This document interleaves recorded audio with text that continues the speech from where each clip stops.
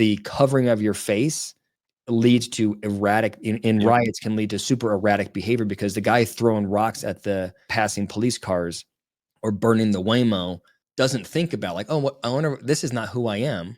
It doesn't think like I'm David Rossi, and David doesn't do these things. He thinks I'm this guy right now, and that's it.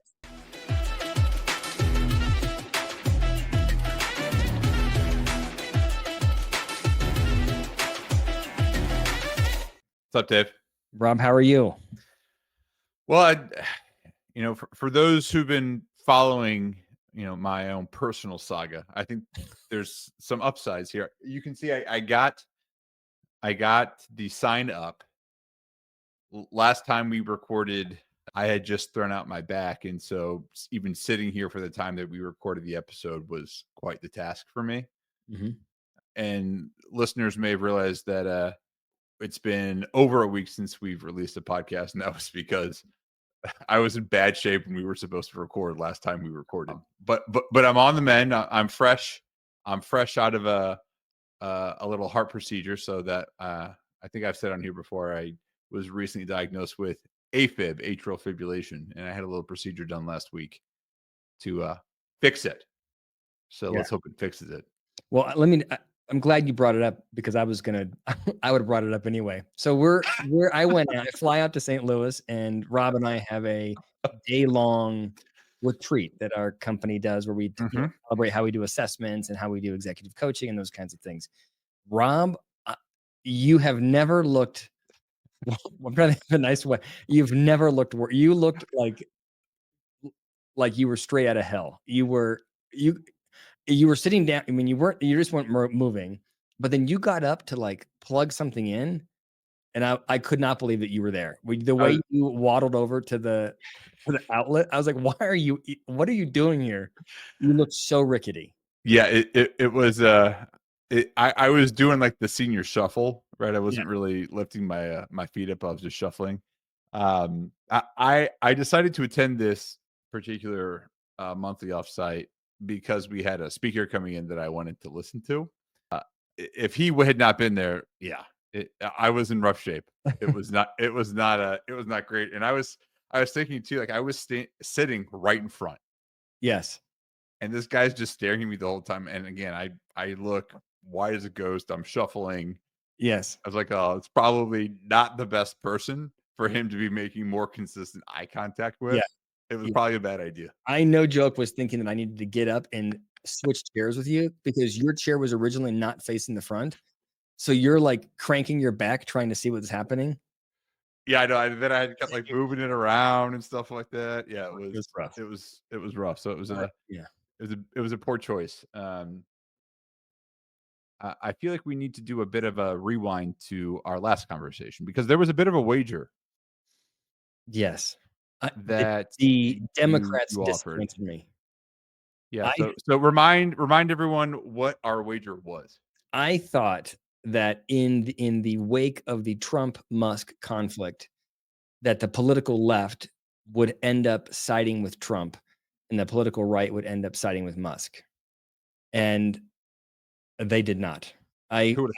I saw me, except for you. You were pretty certain that they would not. I saw nobody seemed. It seemed both sides of the aisle thought that both were acting like children. I didn't see anybody agreeing with one side or the other. In general, people thought it was pretty stupid. Yes. Yeah. So I would say, I mean, you're right there at the end. It's nothing really seemed to happen. But me and a considerable number of commenters thought thought you're crazy. But so Musk came out and apologized. He did. He said he may have gone a little bit far with the whole Epstein thing. Who would have thought? On the tweet. And I thought it was interesting to see. There were a couple of people I saw on podcasts, namely the big one was JD Vance went on Theo Vaughn's podcast, and really tried to minimize the friction, and really tried to, sort of say, moving on, no big deal. I think everybody was embarrassed by it across the board. God, I would hope so. But yeah, what's funny is, fast forward a week after all this happened, they're all like apologizing to each other. Yeah. They're deleting And tweets. Both Trump and Musk are, maybe not being as chummy and broy with each other as they were at the beginning of the year, but it's not the same things that we saw when we recorded that episode a couple weeks yeah. ago. I think And that's interesting is how quickly that shifted. it shifted, and I mean, it's possible that they listened to our podcast and learned from us. Maybe not, maybe could have been. I'd like to think that. But I mean, it was what we sort of talked about, where if you give somebody it to whatever extent that you can, when you're interacting with somebody that has narcissistic traits, if you give them an off ramp and you're apologetic and you're deferential, Mhm, then they'll de-escalate. And I think mhm, that it seems like both of them sort of did that. Musk mhm. says, "Hey, I'm sorry." Trump says, "I'm sorry." You know what I mean? They sort of both quiet down because there's no reason to have your back up if someone's not being critical. Right. So, yeah, I mean, it was quicker than I thought. But, like, the de-escalation, given their 2 egos, happened more quickly than I thought. I Mhm. could only imagine the hundreds, if not thousands of people working in the background to make sure that that happened. But yeah, That's an interesting component of it that you don't think about, is that it's not like it's just those 2. no. Everybody is in their ear. Yeah. Not Yeah, that those 2 listen to anybody, but yeah. There's probably more people at play involved. yeah, yeah. Alright. Well, let's get to the topic at hand. As many of you listening and watching have probably heard and read over the past week or 2, there have been a lot of protests going on in the United States. In fact, they're calling them, I think it's the No Kings protests that went on last weekend across the Mhm. country. I'm here in St. Louis. There was a couple thousand people kind of in a main protest, and there were actually, smaller protests out in some of the municipalities, like in the suburbs around St. Louis as well. I think that happened in a lot of cities. You're in Denver. Did you see something similar? No, I wasn't here. I was traveling. I was in California, actually. Oh, that's right. I don't know if there were protests. There probably were, but I don't not enough that I clocked it. Yeah, right, right.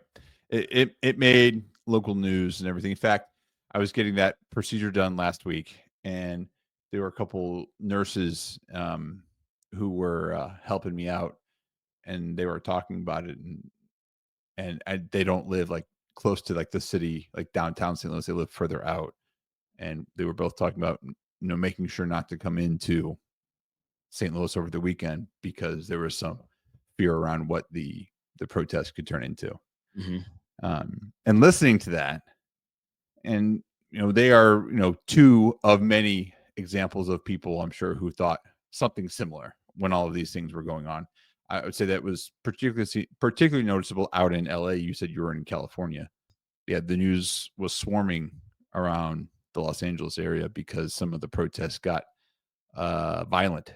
Mhm.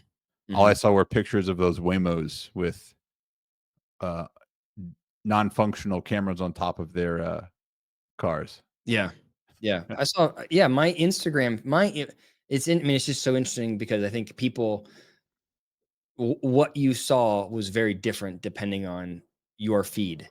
My feed was chock full of super aggressive protesting. People Hmm. throwing rocks at cop cars for 2 hours, they said, Yeah, broken Waymos. I mean, just violence.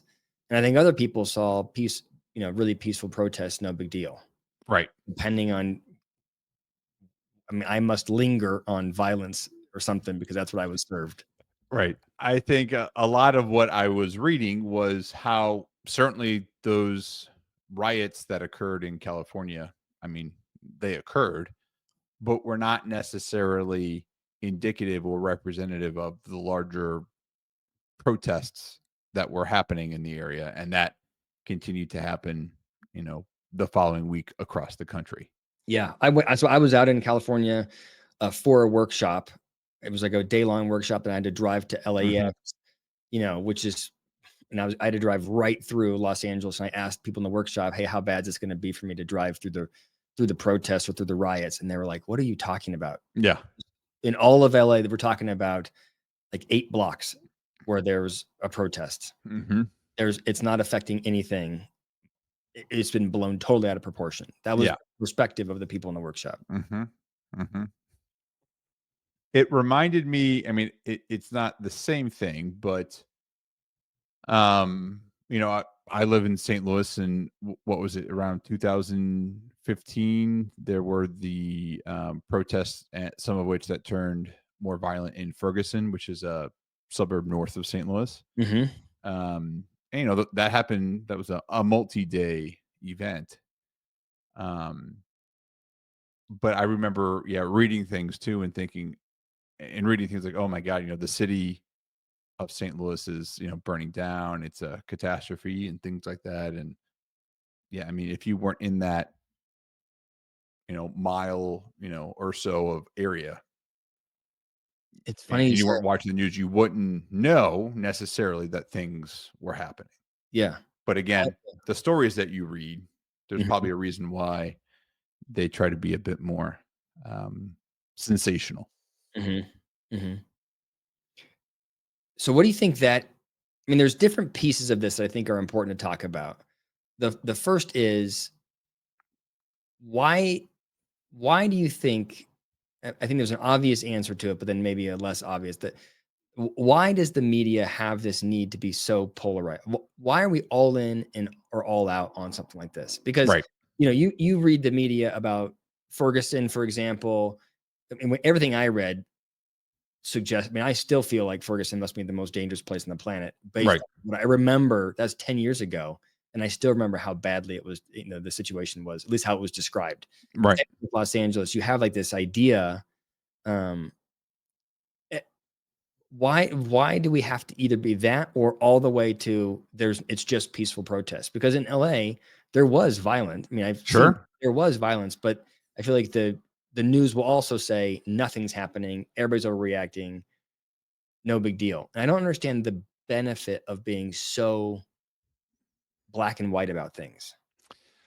I I mean, again, I didn't, you know, I don't watch news 24/7, but uh, if you were just to ask me, I would say I can't come up with many examples of news sources that were trying to downplay what was happening, saying it wasn't that big of a deal. I have a lot more examples of some news outlets, but again, I read an article today that social media is the number one media outlet for Americans where they get their news. Mhm. Mhm. There was just a poll taken, and I think that there's something that's what it is. That's a different okay, that's a good distinction. So it's not like we're talking about NBC News, NBC right? News, Yeah, it's we're talking about Joe Blow on TikTok saying, "Look, nothing's happening." and the majority, and it's not the majority of people that get their news from social media, but the number one media source is social media now. Mhm. Mhm. And I think that's the answer to the question is that's why, because if you have to capture someone's attention for 20 to 30 seconds, Mhm. showing thousands of people just walking across a screen and nothing really happening is not going to catch your attention as much as, you know, a single person standing on top of a burning Waymo Yeah. in downtown LA. Right. Like Yeah. you're going to watch that. Mhm. Mhm. So I Yeah. think that's part of it. Yeah. And also, I mean, you know, there this is not to disparage the entire industry, I don't think, because like you said, it did happen. I mean, gosh, there was a state rep in Minnesota that was murdered around the time of the protest in Minneapolis. You hear about this? I did not hear about that. Yeah, so it was early morning, like 2 a.m. on Saturday morning. Some, I believe, pretty white right wing person like knocked on the door. I think I'm getting these details correct. Knocked on the door of a state rep in Minnesota in the Minneapolis area, said that they were the police. She opened the door and he murdered her and her husband and had a hit Jesus. list of other like liberal people that he was going to murder. I did not hear about that at all. That's crazy. Yeah. Yeah. So, I mean, the violence does happen and it's Mhm. certainly okay to report on the violence. I think, especially in those types of situations. But I think in general, violence equals clicks. And in a world where we get social media, or Mhm. where we get most of our news from social media, that's why. But the other side of it was, there was this conflict between Gavin Newsom, right? So Gavin Newsom, in my view, enjoyed his moment in the spotlight as he could defend Californians Sure. against Trump, and he could ridicule Trump for bringing out the National Guard. And there was this big sort of thing of like, look how Trump is exaggerating this. I think that's maybe the angle of people saying that not much was happening, is they're saying Trump is exaggerating this conflict Mm, uh, as a distraction from other things, right. and this is a consequence of Trump's policy. It seemed like the protests were being used as a marker of Trump's failures, and Gavin Newsom was being very, I think I struggle, by the way, with Gavin Newsom because I'm so jealous of his hair that it's hard for me to be objective. And just his look in general. Oh, I tell you what, that guy is a dime piece. You Yeah. know what? He is just, can't get around it. But there's just something about him where I think if he buzzed his hair, I'd take him more. I could Yeah. listen to him more, but I just get so angry looking at his coiffed hair. But I get that. I get that. he's out there, talking about he's going to battle with Trump and he's ready to be arrested with, and he's going Sure. to stand up. And so he's using this thing, and Trump's going to show how you don't, you mess around and you find out with Trump. It just turned into theater. Well, I think that's the political bend to Yes. all of this, right? And Yes. now it's difficult for something to happen and there not to be a political bend to it. Mm-hmm. Um, I could imagine a time 20 years ago where it wouldn't be very political, but Mm-hmm. now it is. So you have Trump and, him coming down hard and, throwing the military into something like this, even though the governor of the state didn't ask for it. That aligns with the image he wants to convey. Yeah. Yes. And Newsom, who is pivoting for a presidential nomination in a couple of years, is doing and saying things that he thinks are going to help him Mm-hmm. politically Mm-hmm. in 2028. Yeah. So I agree with what you're saying, Yes. but I think that's a part of it. Yeah. Yeah. So you could separate that. That is, those are politically motivated moves, Mm-hmm, mm-hmm. maybe less psychologically driven behaviors. Right. What you're Right. saying. Yeah. Yeah. Yeah. Overall, I think what I want to talk more about today, and again, these two nurses sparked this idea for me, was just a bit more of the psychology around these types of mass gatherings. Yep. So I want to talk a bit more about, I think people will, including myself in the past, have thrown around riots and protests and mobs interchangeably. Mm-hmm. So I'd Mm-hmm. like to talk about some of the differences between those Okay. things.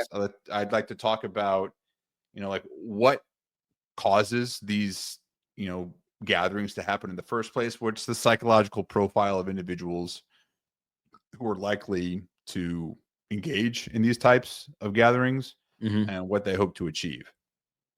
Yep. So Okay. that's what I'm thinking today. So first I want to do a bit of a um, just terminology here. So if I'm going to ask you, because I've already looked into this, Yep. differentiate for me a riot and a protest. What's the difference? Riot is violent. Okay. And a Riot, protest is not. riot is destructive. Protest. Okay. Okay. Is that right? Yeah. That's one of the big differences. Yeah. What about a mob?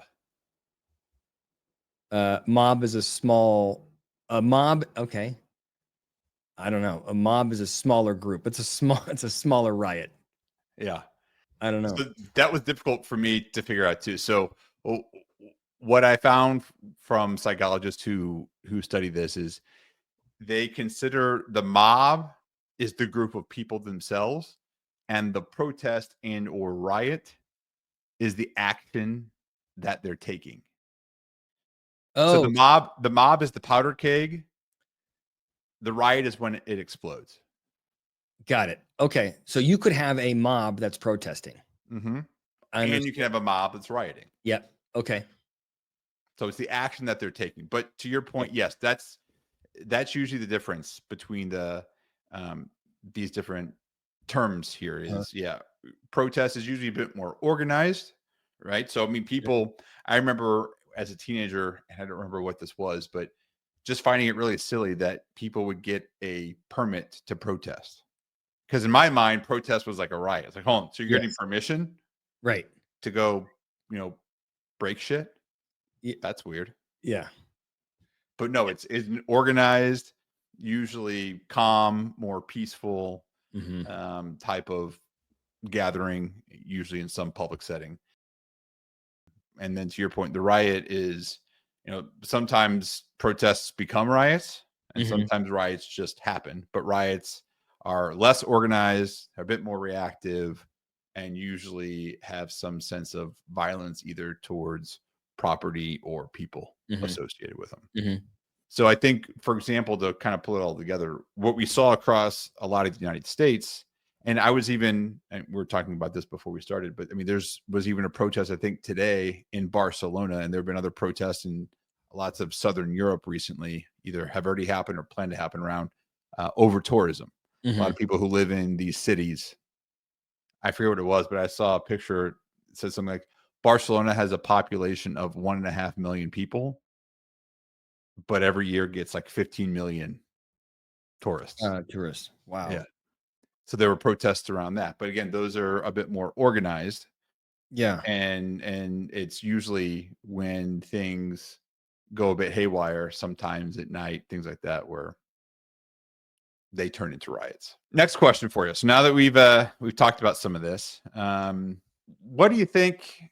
uh, Why does especially the riot part of it? Why does that happen? I think the riot happens well, this is my bias is that riots are not thought out. Hmm. Uh, yeah, we can talk about the value of the protest versus the riot, but I think that riots are not thought out because that you are almost always destroying your own the people that suffer from a riot are not the people who you are mad at. Right. So, like, it's not like that riot was happening in Beverly Hills, and it's not like it was happening at the Capitol, and it's not like it was happening to Trump. You're just talking about downtown LA where you live, and you're Hmm. going to try to destroy it. I Hmm. think that so it's like the people that suffer, you're hurting yourself. But I think that you to escalate, there's probably 50-50. I think 50% of the people are so upset about whatever the issue is that they can't control themselves and they're making the decision to burn it all down. Hmm. That's it. I hate whatever. I am disenfranchised. I've been mistreated, and I'm going to be self-destructive in an effort to demonstrate Hmm. my pain. That's I Hmm. think what's happening to half the population. The other half of the population are, I think, stupid and disenfranchised people that are not connected to the actual topic. I think it is people that have uncontrolled ability. They have no ability to display restraint, and they think it's really cool to jump on top of a Waymo. Hmm. They want to burn it down to say they did it. Hmm. I don't know that they're not. I don't think they're always connected to the topic Hmm. that we're discussing. Hmm. Those are the two camps. That's how I I would break it down. I think that, I mean, that makes sense to me. I'll uh I'll tell you what my sense of some of this was before looking into it.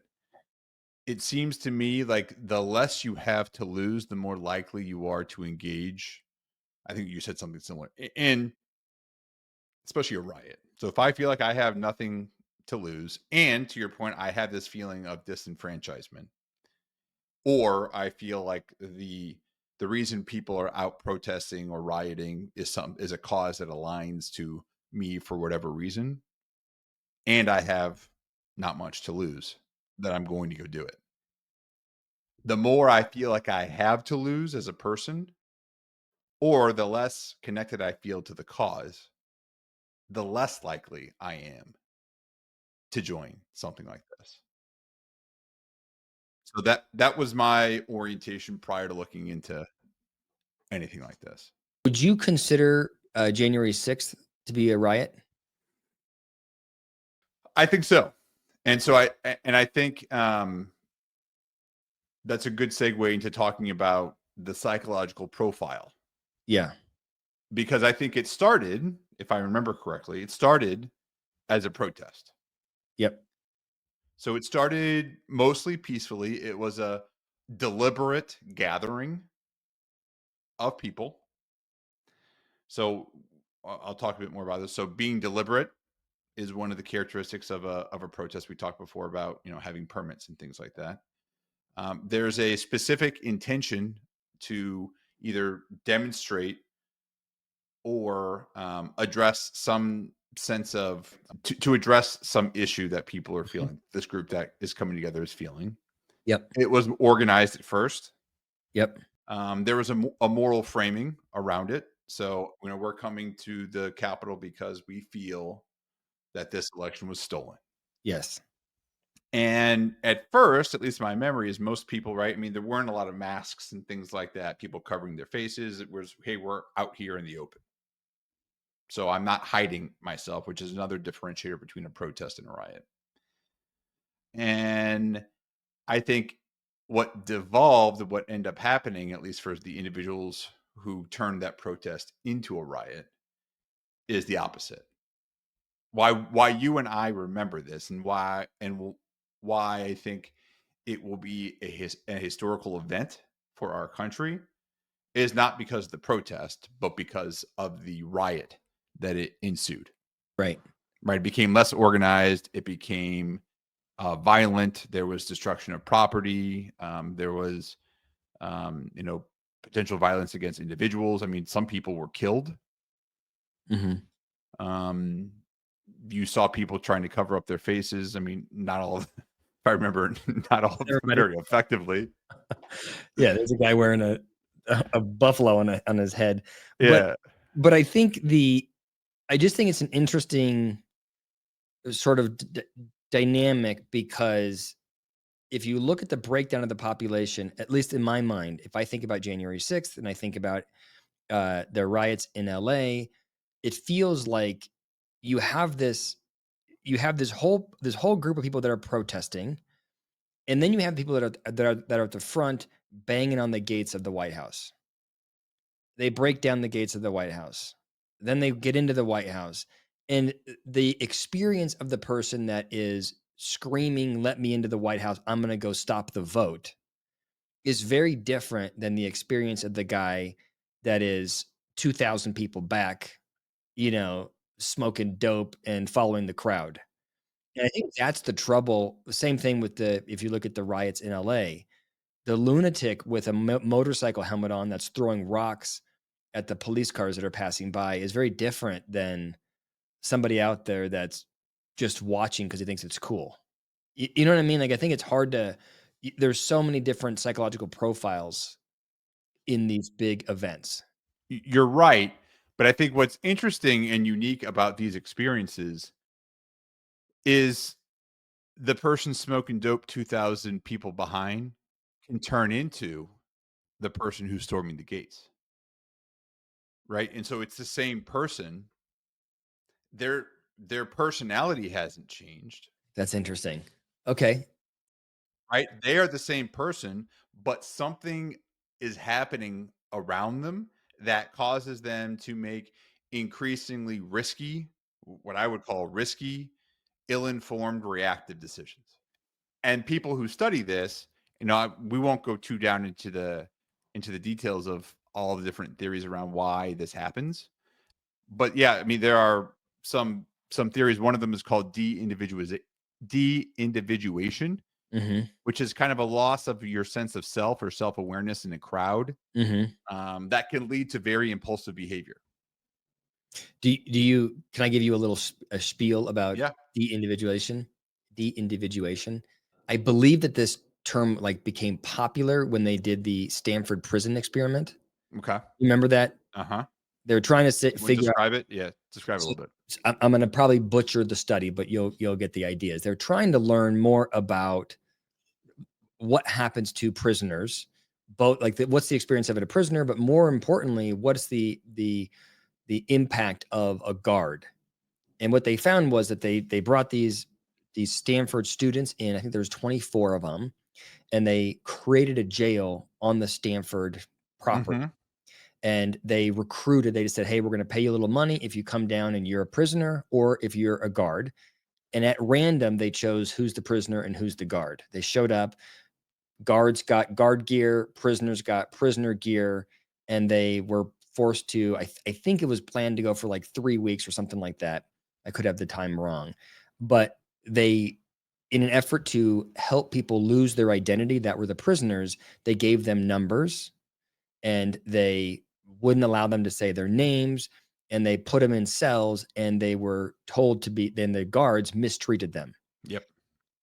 What was amazing is very, very, very quickly the guards became hyper aggressive, super diminishing. I mean, we're talking about doing things like making the prisoners clean toilets with their bare hands and not sleep on. They had no sheets, no beds, or sleeping on the floor. And the prisoners, in many cases, allowed this to happen Yep. because they so quickly lost their identity. Yep.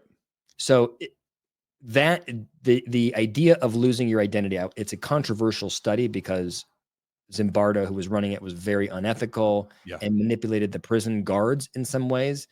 But the point is that when you lose your identity, it's very difficult to act like yourself. You become Mhm. much more easy to manipulate. And so the covering of your face leads to erratic in Yep. riots, can lead to super erratic behavior, because the guy throwing rocks at the passing police cars or burning the Waymo doesn't think about like, oh, what I wonder, this is not who I am. It doesn't think like, this is, I'm No. David Borosian, and David doesn't do these things. He thinks I'm this guy right now, and that's Yeah. it. It is almost like a complete severing of your frontal lobe of any kind of like critical thinking around what's going on, and the emotional part of your brain just takes over. It is fascinating that study. Um, it was, yeah, I think it was supposed to last for 2 weeks, and they cut it off after less than a week. Yeah, it just got so horrific. I mean, the closest thing I can come to having felt an experience like that is I went to Mizzou, University of Missouri, for undergrad. And my freshman year, there was always like a big a big Big 12 football game between Mizzou and Nebraska. And historically, at least way back when, Nebraska had the winning record. And I believe at the time, Nebraska was favored to win the game, and it was played in Columbia at Mizzou, and Mizzou won. And afterwards, like the field, the stands emptied out onto the field, and there was this mob of people that just started flooding the field. At some point, it got so crazy that people started climbing the what the hell, The the field goals. the field goal poles. Yeah, They fell down. they failed on the crowd. There's so many people. They slowly fell down because people were climbing up them. The weight Uh, field goal poles couldn't withstand it, so they started going down. I am not the type of person that in general would ever interact with something like that. I was there. Like, yeah, I'll go down. I thought it was more interesting, but I don't have a ton yeah. of memories of it, but there was certainly a feeling of, oh, like people are going crazy. Mm-hmm. Mm-hmm. Kind of, it's kind of fun Yes. to be part of this. Yeah. And it's not just 10 people are doing it. The security guards can't stop, 10,000 people. Right. Yeah. And so it just kept Now there's no happening, rules. kept happening, kept happening. Yeah. Yeah. There's no rule. And it's almost like, it's funny. I'm thinking about like, it's a little bit, it feels like mass hypnosis a little bit when I Yeah. think about that. What I'm thinking when you were describing that, because, ahead of this call, I was thinking, have I ever participated in anything like this? And I was like, I don't think so. But I have been when I think I must have been 28 or 29. My best friend got married and I was the best man. And he said, I Mhm. really want for my bachelor party to go to EDC, Electronic Daisy Carnival in Vegas. And do you know what that is? I'm familiar with it. Yeah. Okay, so it's like the rave of all raves in Los Angeles, In and Las Vegas. or sorry, in Las Vegas. Yeah. And I am not. I'm a no drug guy. So I go there, and I am at 29. I am easily 10 years older than everybody else there. I was Like gonna say, like, I am not the demo. yeah. Okay, and and the music is just pumping. It's so loud, and it's all it is just rave music, and it's a 3-day concert. And the Jesus. concert goes from 10 p.m. to 7 a.m. every day. Where was it in Vegas? Was it at one of the hotels or was it out? At the racetrack. Oh, okay. Yeah, so it had to be away from But everything. this is not my music. I mean, I drank, but other than that, I'm drinking and doing Red Bull. Okay. But people, there were so many people so into the music that I found myself doing all their stupid, all their stuff. Did you have glow sticks? I had glow sticks. Yes, I didn't have. They had Did you these have the little gloves. things are there like glow sticks you put in your mouth too? Yeah, I think those are because everybody's on Molly and they're trying not to. They're all like Okay. trying their Yeah. teeth and stuff. So I Uh-huh. wasn't part of that. Yeah. But That seems like it could end poorly when you chomp down on the glow stick and all that gooey shit ends up in your mouth. But yeah. I am not exaggerating. One of my friends, that is what happened to them. Is he bit the wrong kind and there's glow stuff all over his face. Oh shit. But but I remember being into the music, and then we get a taxi or whatever. We get back to the hotel, and I remember getting into the elevator, and it's me, a couple of my friends, and then a few girls that get on the elevator. And one of the girls looks over, it says nothing, looks over to me and goes like this, like does like a sideways C. And Okay. what she expected me to do is then put my hand over her to make a heart, and then she wanted to bring her bracelet over. So there's like this like love, unity, and then respect is you. That's what they say. Love, they put half a heart, you put half a heart, and then Oh, they put a bracelet over your hand, and I put a bracelet over her hand, and then that's like respect.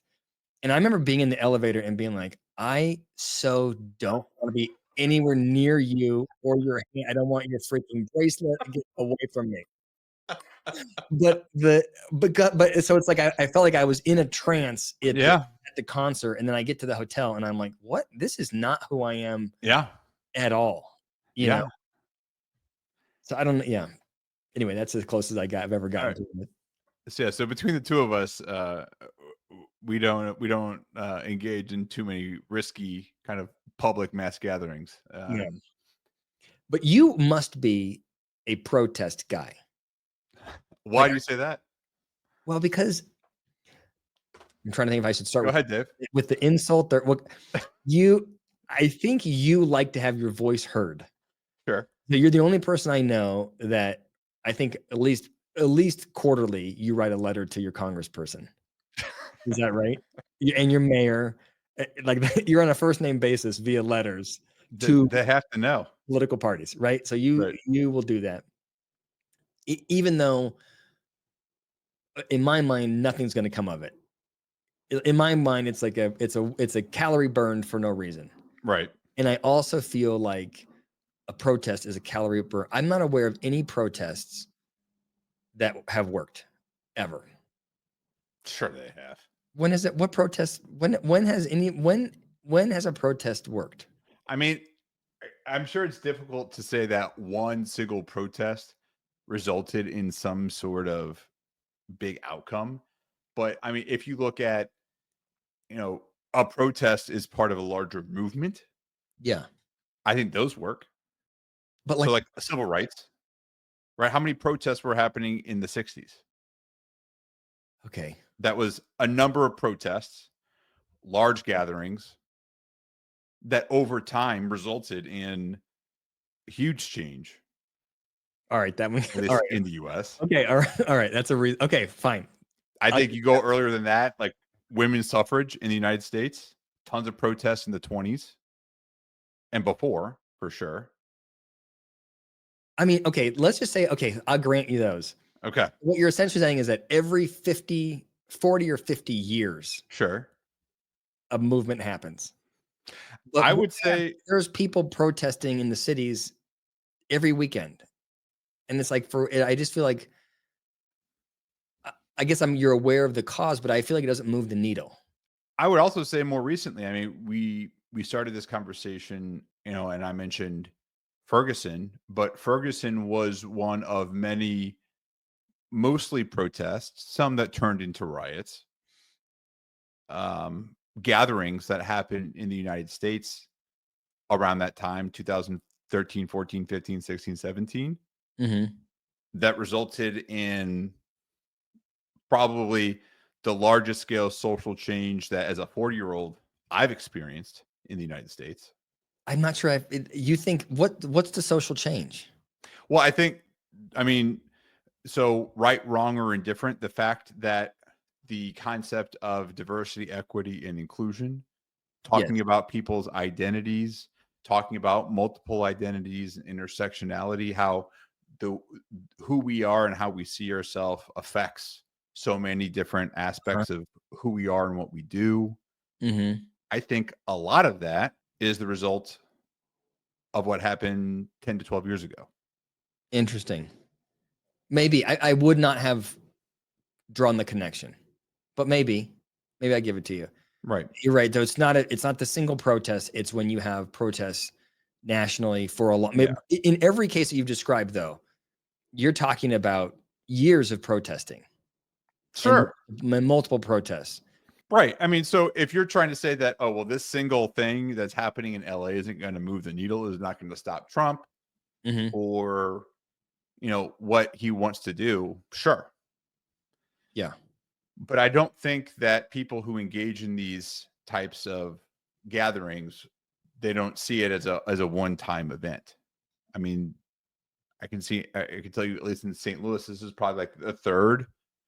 This is the biggest protest that's happened since Trump has been president, Mhm. but it's the third Mhm. gathering of people who are, demonstrating their displeasure with what he's doing. Mhm. So that's, I think, an answer to your question. But going backwards, have I ever engaged in a protest? I don't think so. You haven't. No, I tend to do it from the safety of my computer or, engaging in some sort of letter writing campaign. That's a solo letter writing campaign. No, I don't think I've ever done, because I'm trying to think in college, that would have been the time I would have done it, which I think is, if people are going to protest, many people would do that. But I don't think I did. But you started like you told me, and I can't remember what the date was. What was your first letter? I think you wrote Clinton or something. Oh no. What did you write? Oh god. I God, I had to have been 6 or 7. And I don't know what it started with, but I've always, been really like, for a while I thought I would have been like a zoologist or a biologist, like doing stuff with animals. Really been interested in animals. Would watch the Discovery Channel back in the 80s and 90s when it was actually just about animal shows and things like that. And all those David Attenborough specials, like the nature specials, I still watch those with my kids. Mhm. So somehow I got a hold of like this booklet of postcards. And on the front of the postcards were all of these environmental catastrophes, oil spills, deforestation, you know, a, a dead animal that's being asphyxiated with one of those like 6-pack plastic things. Oh, yeah. Yeah. Um, and on the back of the postcard or somewhere in the booklet, it would say, write to these organizations with these postcards and tell them your displeasure with what they're engaged in deforestation or whatever it is. Mhm. And so that was my first foray into engaging civically, was writing postcards to big companies as a 6 or 7 year old, I uh, think it voicing my displeasure. I I admire I honestly I mean, I think it's funny, and I admire you and your parents for doing that. Like, what a Yeah, I mean, that's the funny part is, I mean, my parents have strong perspectives about things. Certainly now, I think like most people do, but yeah, they have strong perspectives. But I don't remember growing up. I mean, there was always political talk in my house, My dad's one of 6, and especially back in the 90s, it was split pretty evenly, like half and half on half further to the right, half further to the left. So I remember those types of conversations being had a lot, but I mean, I don't remember my parents like instilling this in me, Yeah. but I'm sure they had to have done something because as a 6 or 7-year-old, I wasn't just coming up with that myself. Yeah. I don't You mean know. you mean you weren't writing postcards to I like wouldn't write a post. ExxonMobil and No, ConAgra as a 7-year-old? no, no, there's a I was not. That required you have to. I mean, you were a precocious kid and Yeah. not lazy. That requires work. You know what I mean? Like that says something about man. You were a child of passion. Right. And at the same time, when we did that episode, it's probably been 6 or 7 months ago now about self-righteousness, right? I think that started pretty early for me too. Like, Yeah, I think I'm right. I think you all are terrible as a 7-year-old, knowing nothing other than what I'm seeing on the picture of this postcard. yeah, You're terrible. yeah. I'm gonna let you know. And that's probably the other through line as this where we button up the protest conversation. There's a lot of self-righteousness at a protest on both sides, you know? For sure. For Yeah. sure. Like Because there's no effort to learn at a protest. I would say that that's not what a protest is for. I think a protest is to expose something that's going on. I think a protest is designed to be more of a media sensation to bring light to an issue that others may not be as aware of, particularly if it doesn't affect them. We Mhm. talked before about I may be less likely to engage if I have more to lose, or I don't feel like I'm identifying with what they're saying, but I can be made more aware of it. Mhm. Mhm. So yeah, I agree with you, and I would say that's not why most people go to a protest in the first place. Yeah, I agree with you. Yeah. I see that that's a good point. You're not really there to learn. You're there to express an opinion. Yeah, you're there to express an opinion about some sort of perceived injustice or systemic oppression or something like that that's going on in your society. So yeah, I would say it. Hopefully, as a result of this conversation, people listening have a better sense of what's going on, why people might do this, kind of engage in these types of activities. And I guess, Dave, I want to end by asking, as someone who's never really engaged in anything civically, do you feel kind of a renewed sense or desire to do so now? Am I going to find you standing on top of a Waymo anytime soon? I will probably not be on top of a Waymo. I am, however, I think I am I am politically or I'm civically apathetic. I just don't think I have any ability to make an impact, so I can't imagine uh, going out and marching. That's my sad reality. Yeah, I mean, you're not alone, Yeah. but I think I know we're just trying to end it, but I want to make one more point is one of the things that I wonder though is if people were more, I have no basis, this is Mhm. just my intuition, is that in societies or countries where people are more civically minded and civically engaged, there are fewer protests. Name a what do you like? Give me a is there a country or a city you're thinking of? Switzerland, Are people more civically minded there? I would imagine so. I have no idea, but I would imagine that individuals and societies, because there are certain countries, for example, I'm sure I could look into this too, where like voting is, I could be making this up, but like in Australia, it is a law that you have to vote. I'm sure there are Oh, ways to get around it, but there are certain countries where you that have where to. their democracy is, I can't the word I'm trying to come up with, but you're almost forced to vote. Like there's a holiday, you go, and unless you have an exception, you go vote. Yeah. And so I Yeah. just wonder if countries like that, where it's more of an expectation, whereas here it's a bit more passive. Yeah, you have the opportunity to. Mhm. Some people will say that, yeah, you have every opportunity, but we don't really set it up well to go do that. Yeah, I think you're from from a psychological standpoint, I think that that makes sense, especially if we changed it from protest to riot. Like, I think if people have a sense of agency, if they feel like they're You're involved right. in government, Yeah. then they may want to be involved. They may be civically engaged, but I don't think they're going to want to burn it down. The burn it down muscle, I think, comes from being totally disenfranchised, and Mhm. that, and I think that's you feel helpless, and so you're Yep. like, just destroy all of it. So you're right. I think you may even see no difference or an increase in prevalence of protests or some sort of mass gathering, Yeah, but that would be a decrease yeah, in those gatherings that turn violent or riots. yeah. I think that makes sense. Yeah. Good. All right. All right, man. Well, Good thanks one. for the conversation. Yes. Continue to feel better. Keep mending. There's nowhere to go but up. Yeah. Uh, yep. And everybody listening, please let us know what you think in the comments below. You can check us out on Instagram, on TikTok, at Shrink Space Show. And you can always email us at shrinkspaceshow@gmail.com. Yeah. In fact, we just got a suggestion earlier today for a topic. So thank you for sending that and keep sending them our way. Perfect.